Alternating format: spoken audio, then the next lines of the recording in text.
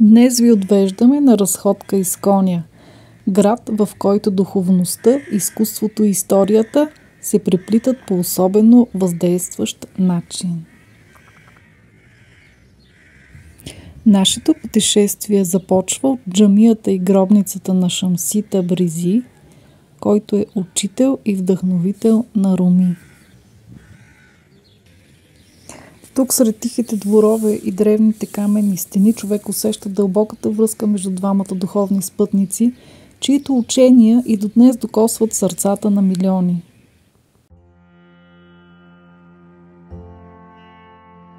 От тук продължаваме към зелените пространства на град Коня, където хармонията между природа и градска среда е постигната с впечатляваща точност.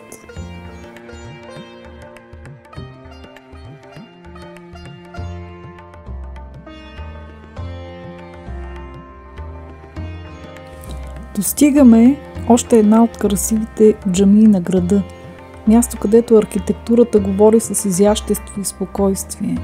Всеки детайл тук напомня за традиции, предавани с уважение през вековете. Музеят на Мевляна, сърцето на Коня. В този свещен комплекс се намира мавзолеят на Руми, един от най-обичаните поети и мистици в света. Музеят на Мевляна всъщност е бивша ложа, духовен дом на братството на движещите се дервиши, основано вследствие на ученията на Руми.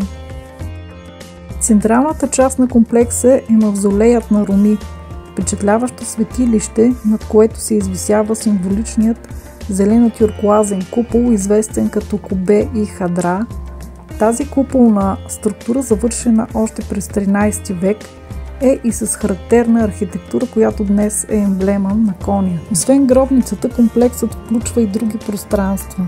Двор с фонтан, дервишки килии, където са живели последователи, ритуална зала, джамия, кътове за молитва и тихо съзерцание. Пространството излъчва тишина и вътрешна светлина.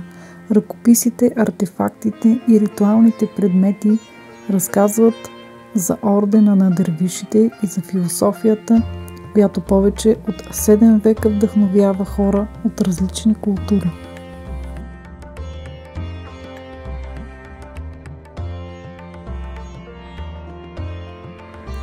В музея са събрани лични вещи на Руми и на видни представители на Мевлеви, както и редки ръкописи, музикални инструменти, например ней, флейта характерна за дервишите, молитвени килими, древни книги и калиграфии.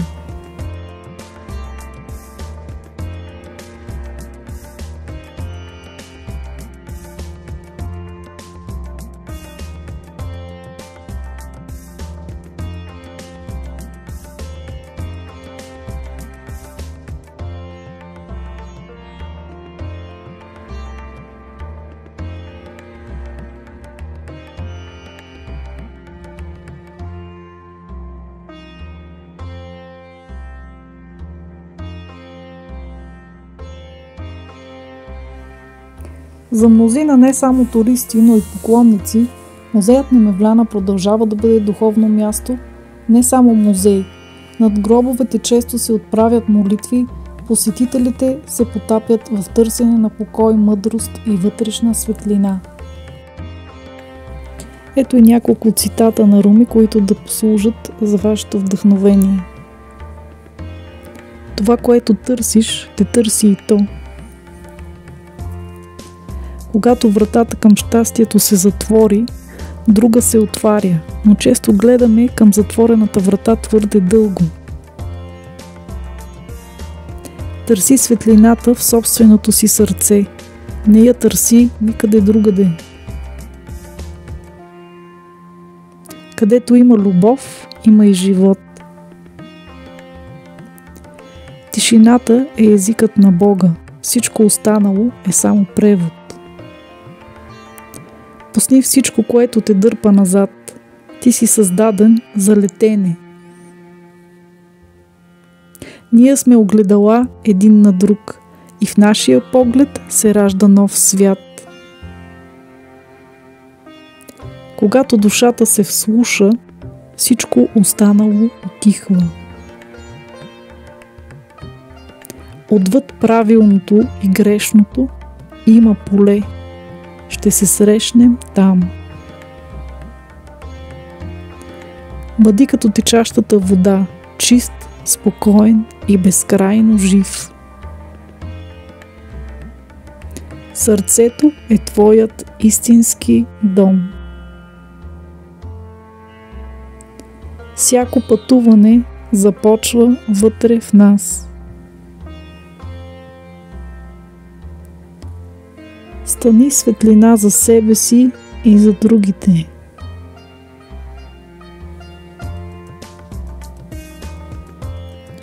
Не съм това, което ми се случва. Аз съм това, което избирам да бъда.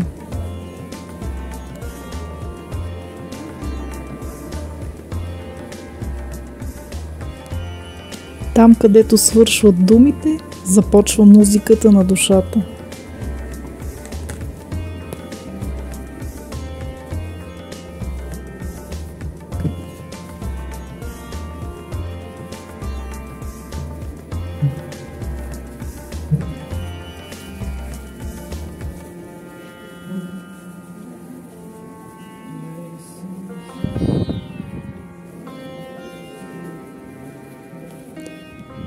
Зеленият купол, архитектурните елементи, старите арки, дървените и каменни орнаменти, ръкописите, всичко това носи символика на преход, мистика и духовно единение в духа и учението на Руми.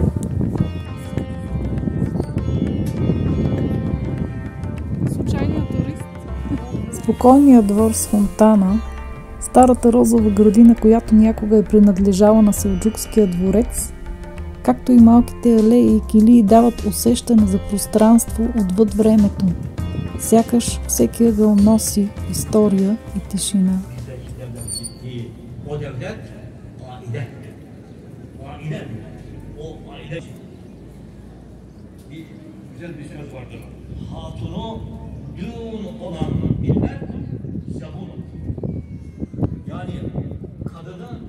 Aşağı olan millet eğitimde, edepte, hayada ve her hususta aşağı olan millet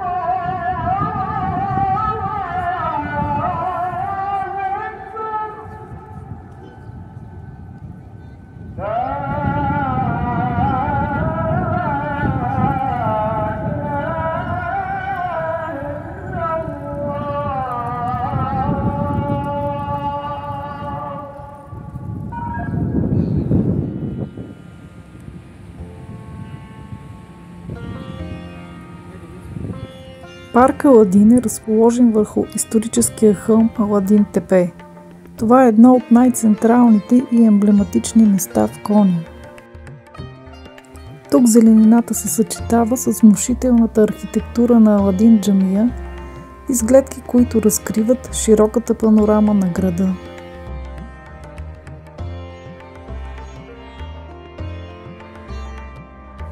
Паркът е естествено средище за местните жители и гостите. Тихо пространство, в което човек може да спре за миг и да почувства пулса на коня в неговата дълбока, многопластова история. Нашето пътешествие през Коня ни отведе не само сред храмове, музеи и зелени паркове, но и към едно по-дълбоко усещане за мъдрост, приемственост и красота. Благодарим ви, че гледахте нашето видео и до нови срещи!